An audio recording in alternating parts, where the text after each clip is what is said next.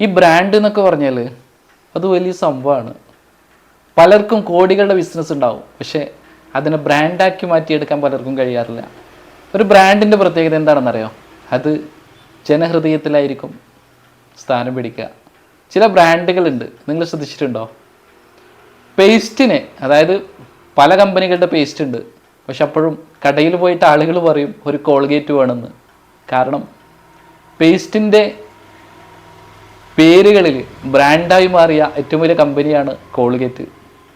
നൂറുകണക്കിന് പേസ്റ്റ് കമ്പനികളുണ്ട്, പക്ഷേ ആളുകൾ അധികവും കോൾഗേറ്റ് വേണമെന്ന് പറഞ്ഞിട്ടാണ് പേസ്റ്റ് വാങ്ങിക്കാൻ പോവാറ്. ഡയപ്പർ വാങ്ങുമ്പോൾ ആളുകൾ എപ്പോഴും, വിദ്യാഭ്യാസമുള്ള ആളുകൾ പോലും പറയാറുള്ളത് ഒരു പമ്പസ് വേണമെന്നാണ്. ഡയപ്പറിൻ്റെ പല കമ്പനികൾ വന്നിട്ടുണ്ട്, പക്ഷെ അപ്പോഴും ആളുകൾ പറയും ഒരു പമ്പസ് വേണമെന്ന്. അങ്ങനെ പല പേരുകളിൽ പേരിൽ തന്നെ അറിയപ്പെടുന്ന ഒരുപാട് കമ്പനിയുണ്ട്. ചില ആളുകൾ ഈ ഡിറ്റർജൻറ്റ് പൗഡറൊക്കെ വാങ്ങാൻ പോകുമ്പോൾ സർഫ് വേണമെന്നാണ് ഇപ്പോഴും പറയുന്നുള്ളത്.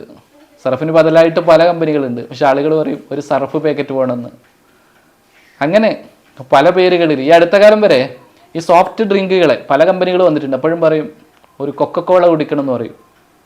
അങ്ങനെ പല പേരുകളിൽ പല കമ്പനികൾ ഉണ്ടാകുമ്പോഴും ചില ബ്രാൻഡുകളുണ്ട്, അത് മനസ്സിലിടം നേടിയ ബ്രാൻഡുകളാണ്. സത്യം പറഞ്ഞാൽ ഈ ബ്രാൻഡായി മാറുക എന്നുള്ളത്, നമ്മൾ JCB എന്നൊക്കെ പറയാറില്ലേ, അതൊരു കമ്പനിയുടെ മാത്രം പേരാണ്. പക്ഷെ അപ്പോഴും ഇതുപോലുള്ള മണ്ണ് മാന്തി യന്ത്രങ്ങളെ മുഴുവനും നമ്മൾ JCB എന്ന് വിളിക്കും. ഈ ഓട്ടോറിക്ഷകൾ പലതും വന്നു, പക്ഷെ ഇപ്പോഴും ആളുകൾ കൂടുതലായിട്ട് ഓട്ടോയെ പറയാറ് ആപ്പേ എന്നാണ്. മറ്റൊന്ന്, നമ്മൾ ഏഷ്യറിൻ്റെ വണ്ടിയുണ്ട്, ഒരുപാട് ടിപ്പറുകൾ ഉണ്ടാവും, പക്ഷെ അപ്പോഴും ആളുകൾ നാട്ടിന് പുറത്ത് ഈ ടിപ്പറുകളെ കൂടുതലായിട്ടും പറയുന്നുള്ളത് ഈച്ചറ് എന്നാണ്. അങ്ങനെ പല പേരുകളുണ്ട്. ഒരു പക്ഷെ മനസ്സിൽ വന്ന ചില പേരുകൾ ഞാനിപ്പം വീഡിയോയുടെ മുന്നിൽ നിൽക്കുമ്പോൾ പറഞ്ഞു എന്ന് മാത്രം. നമ്മളിങ്ങനെ പറഞ്ഞ് ശീലിച്ചു പോയ ചില ബ്രാൻഡുകളുണ്ട്.